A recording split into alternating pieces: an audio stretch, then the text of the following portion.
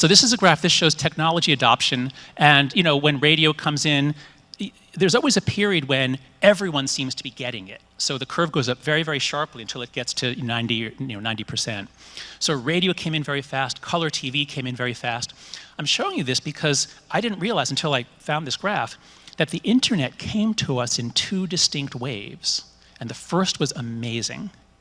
So we got personal computers in the early 80s, but what could you do with them? WordPerfect, WordStar, whatever it was called. But then once the internet comes in, wow, the internet is incredible. And now there's really a reason to get a computer. And do you remember how we all thought that this was going to be like the best thing ever to happen to democracy, right? And this was going to be the best thing ever to happen to education. Like, wow, this is going to be a golden age, the end of history, endless progress and prosperity. But then the second wave comes in. Social media, which begins around 2004, all the major platforms, and the smartphone. Now, the smartphone is adopted faster than any technology in human history. In 2010, most kids didn't have one, and by 2015, they did. And that's, I believe, why mental health plummets around the world between 2010 and 2015.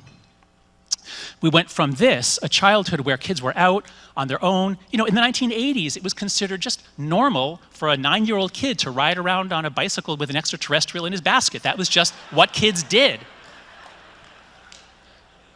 But by 2015, that had become impossible because this is childhood today. A child sitting alone with a device. This decimates their social life. Again, time use surveys. How do Americans spend their time? How much time do you spend with your friends on a typical day? And as you see, young people spend a lot of time with their friends until 2012. I mean, what else are they going to do? Older people, we're married, we have jobs, we're not hanging out with our friends all day. But 15 to 24, you're hanging out with friends until you all get iPhones. And then you stop hanging out with friends.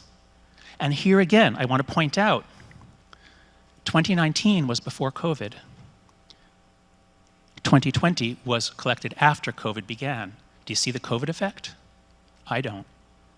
Because technology had already caused American children to be socially distanced before COVID arrived.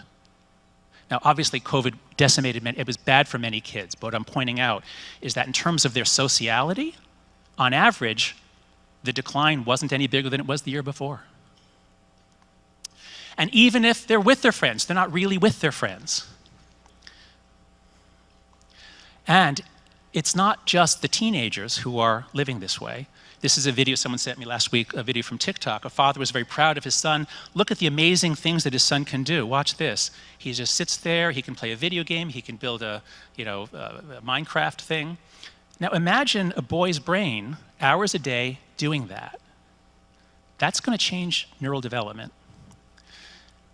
And we give our kids smartphones at very, very young ages. It keeps them quiet. It entertains them. We can do our work. A friend just sent me this in his child's daycare. They have toy iPhones, so the babies can do what mom and dad do.